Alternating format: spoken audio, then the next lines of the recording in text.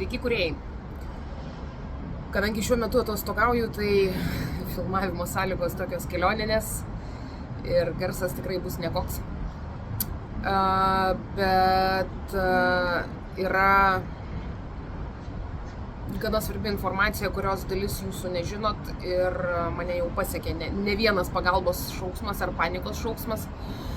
Gal labiau, taigi, apie ką mes čia pakalbėkime, apie Trumpo tarifus paskelbtus balandžio 2 ir ką jie reiškia mums prekeiviams. Tiem, kas nežinot ar prisijungėt pirmą kartą, tai mano vardas Aistė.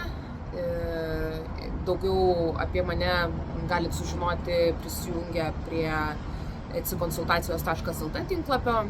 Ten rasit ir informaciją, ir kontaktus, jeigu domina konsultacijos. O dabar pakalbam apie tos tarifus. Taigi, įvedė Trumpas tarifus praktiškai visam pasauliui, įskaitant ir salas su keliais pingvinais. Išskyrus, žinoma, Rusiją ir dar kelis jo numylėtinius. Ir ką tai reiškia mums, kaip prekeiviams? Daug kas išsigando, kad amerikiečiai nustos pirkti, dėl to, kad jie yra neįpratę mokėti muito mokesčių. Tai nėra tiesa.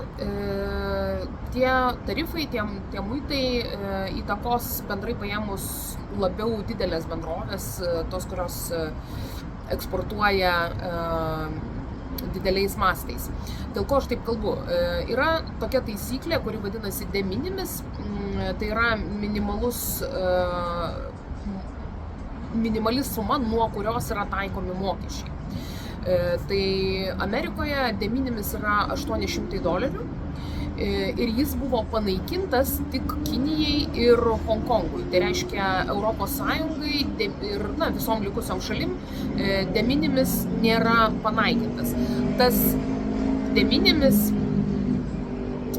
yra taikomas siuntoms, kurios keliauja pašto sistema.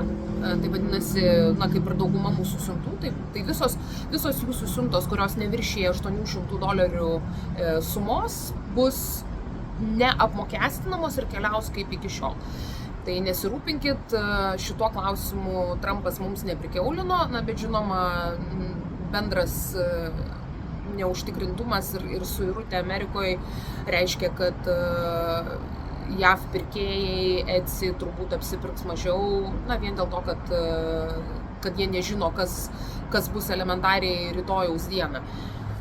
Taigi tikiuosi, kad šita naujiena nors kiek jūs nuramino ir jeigu turite dar daugiau klausimų, galite visada rašyti man arba kreiptis dėl konsultacijos.